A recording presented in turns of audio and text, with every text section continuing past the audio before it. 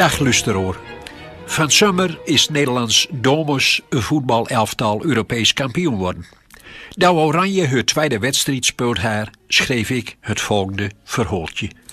Vralu ben pas kerels. Oranje ontsnapt tegen Denemarken, leest hij in zwaardrukte letters op sportbladzijden en kranen. Het gaat om EK damesvoetbal, Europese kampioenschappen. Vralu voetbalderij een zomer open sport, mag ze het alleen maar denken. Gedachten ben vrij, als ze maar niet te hard op denkst. Wie hebben gewonnen met 1-0 en nou staat Oranje met 1 been in de volgende ronde. Ze zit aan tafel bij de hoogbejaarde man thuis aan de smakelijke openmaaltijd. Links van hem zit opa. Hem liek tegenover zit vriendin. Naast vriendin zit haar vriend Milan. Die van oom de eten klaarmaakt. Leon keurelt aan wat in de weer. Stouwen op, stouwen af. Hij puilt wat om in zijn bordje met eterij. Vingers vol tomatensaus. Vriendin kreeg het over voetballen voor vrouwen. Wat vist u ervan, mees?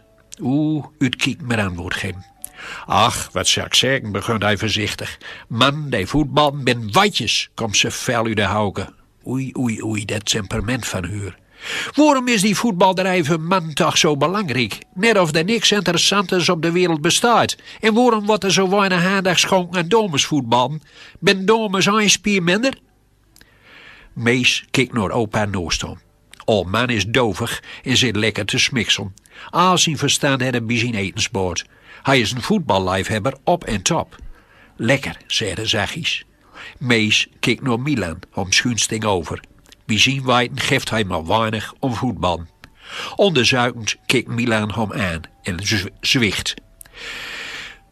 Van mij mag mevrouw u gerust en balen trappen als ze dat graag wilden, had Mees ook op de vlakte.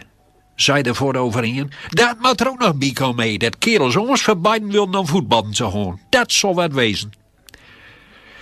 Och, Hester vraagt wie die oren wat met balen worden kan, komt Mees haar half te gemuiden. Doe vist het niks, hè, antwoordt ze. Hij toch.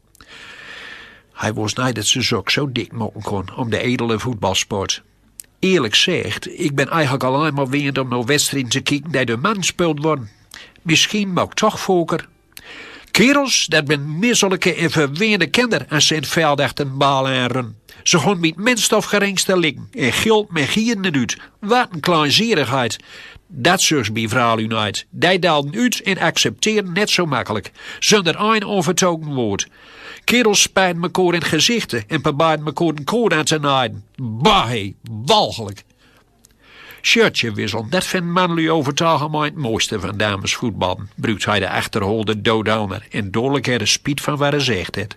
Sorry, ik ben flauw. Maar vrouw, u bent aas badens, kerels. Hij woogt het erop. Als jou, lijve wichter, een balenting je borsten aankriegen, liet me dat gloedende zeer te doen. En mitschuddend in het onderlief en vuilde weer de flintharde leren baden achter een kander die hem vol op de zaak afvuurd werden. Hij snakte naar oren. Ik zal in het vervolg meer oog hebben voor de damesvoetbalsport, beloofde Heur. Mees zag een hap en snap van 2 wedstrijden van de Oranje Dames op televisie. Zijn ogen vlogen van een makkelijk leesbare novelle De Laatste Dag, schreef de Italiaan Beppe Fenoglio, een zwoer onderschatte schieriever, door het beeldscherm. Hij verwonderde zich ook aangedurig over wat hij zag. Zijn vlugge conclusie twicht het gelijk. Het niveau was lang niet slecht. Vrouwen waren ongenodig onderuit schoffeld, maar zonder gemekker kwam ze overeende en luidt manhaftig voort. Hij zag geen veel lijnen en geniepige streken als bekoren aan het hoort trekken en in de titten kniepen. Vrouwen, dat ben pas kerels.